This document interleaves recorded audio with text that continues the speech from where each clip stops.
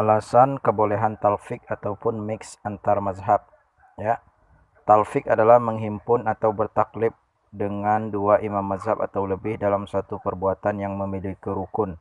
Bagian-bagian yang terkait satu dengan lainnya yang memiliki hukum yang khusus. Ia kemudian mengikuti satu dari pendapat yang ada.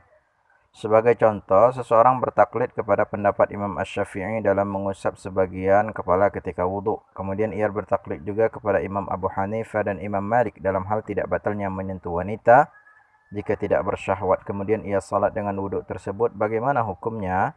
Dalam hal ini umumnya para ulama sepakat membolehkan karena alasan yang tidak mungkin ditolak apalagi di zaman sekarang ini.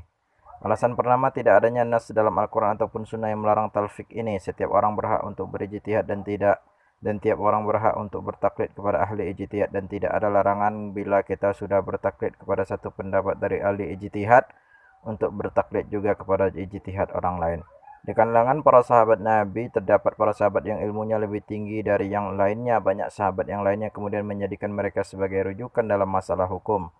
Misalnya mereka bertanya kepada Abu Bakar, kepada Umar, kepada Utsman, kepada Ali, kepada Ibnu Abbas, kepada Ibnu Mas'ud, kepada Ibnu Umar dan lainnya.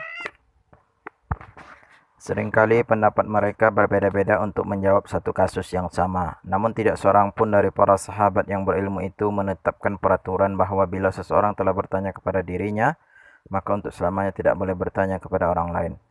Dan para imam mazhab yang empat itu pun demikian juga, tak satu pun dari mereka yang melarang orang yang telah bertaklid kepadanya untuk bertaklid kepada imam selain dirinya.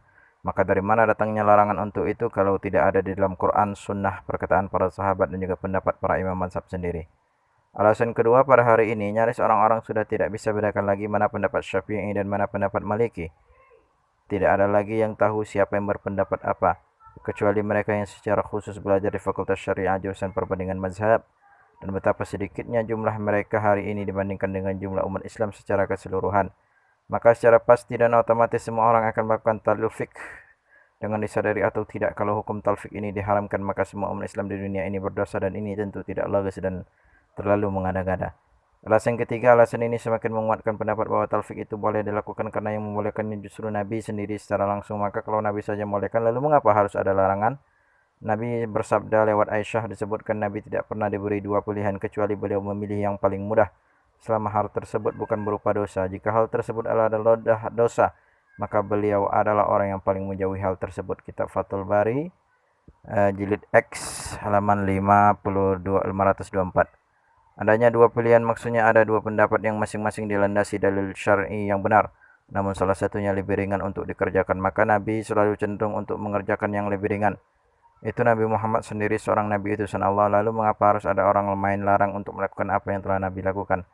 Alasan keempat, melakukan talfik adalah hal yang termudah saat ini ketimbang harus selalu berpegang kepada satu mazhab saja. Mengingat hari ini tidak ada guru atau ustaz yang mengajar fikih di bawah satu mazhab saja dalam segala sesuatunya.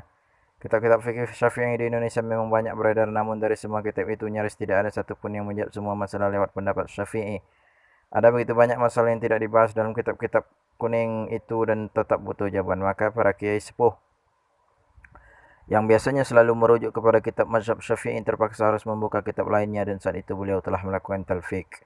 Bahkan hasil-hasil sidang Lajnah Bahthul Masyail di kalangan NU pun yang konon sangat Syafi'i tidak lepas dari merujuk kepada kitab-kitab di luar mazhab Syafi'i. Silakan baca buku Solusi Problema Aktual Hukum Islam, Keputusan Muktamar Munas dan Kombes Nahdlatul Ulama tahun 1926 sampai 1999, halaman XII 5. Oleh karena itu, maka sesuai dengan sabda Rasul bahwa kita diperintahkan untuk memilih sesuatu yang termudah, maka saat ini yang lebih mudah justru melakukan talfik. Sesungguhnya agama ini Islam adalah mudah dan tidaklah seorang yang mencoba untuk menyulitkannya maka ia pasti dikalahkan. Fathul Bari, jilid 1, halaman 93. Para imam fikih yang empat mendukung talfik. Al-Izz Ibnu Abdussalam menyebutkan bahwa dibolehkan bagi orang awam mengambil rukhsah keringanan dengan beberapa mazhab atau talfik, karena hal tersebut adalah suatu yang disenangi dengan alasan bahwa agama Allah itu mudah, dinullahi yusrun, serta firman Allah surat Al-Hajj ayat 78. Imam Al-Qarafi menambahkan bahwa praktik talfik ini bisa dilakukan selama ia tidak menyebabkan batalnya perbuatan tersebut ketika dikonfirmasi terhadap semua pendapat imam mazhab yang diikutinya. Demikian juga para ulama kontemporer zaman sekarang semacam Dr. Wahbah Zuhaili. Menurut beliau talfik tidak masalah ketika ada hajat dan darurat, asal tanpa disertai main-main atau dengan sengaja mengambil yang mudah dan gampang saja yang sama sekali tidak mengandung maslahat syar'iyyah. Ushulul Fiqh Al-Islami jilid 2 halaman 1181.